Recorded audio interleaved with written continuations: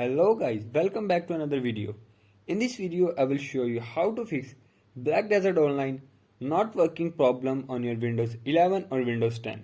So to fix this issue, follow every step as I am showing in this video, and do not forget to subscribe this channel and also press the bell icon for the latest upcoming videos.